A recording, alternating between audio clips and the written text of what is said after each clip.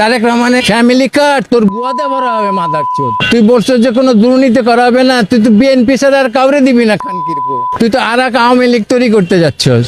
Immediately 15 মার্চের মধ্যে আমাকে প্রেসিডেন্ট ঘোষণা করো, আর পিনাকিরে করো কালচারাল মিনিস্টার, ওর ডেপুটি হচ্ছে সিঙ্গার সায়েন, যে ফেরদৌস ওয়াহিদের ভাতিজি, আর কাজী ইব্রাহিম, মুফতি কাজী ইব্রাহিমকে রিলিজন মিনিস্টার, ওনার ডেপুটি হচ্ছে ইমাম সেলিম হিজবুত তৌহিদের, আর স্বরাষ্ট্রমন্ত্রী সালাউদ্দিন চুদির ভাইরে লাত্তি মাইরা যে ওর দেখাও দিতে পারে এই জায়গাটার মধ্যে চিপস বসানো, ট্র্যাকিং করে ম্যাপে ওরে। মোদি করছে 9 বছর আরামে চুদাইছে, খাওয়াইছে, আর ওটা মাইনা নিচ্ছে। ও তো ইবলিসের গোলাম। তাহলে আমি বলতেছি তারেক রহমান একমাত্র খারাপ না, তারেক রহমানের যে বিএনপি খারাপ হচ্ছে মির্জা আব্বাস, সবচেয়ে হারামজাদাটা হাদিরে মারছে মির্জা আব্বাস। আমি প্রেসিডেন্ট হইলে আমি একটা জিনিস নিয়ে যাবো, যে হাদির হত্যার চুলচেরা বিচার হবে। এতে যদি ইউনূসের ফাঁসি হয় তবুও করতে হবে।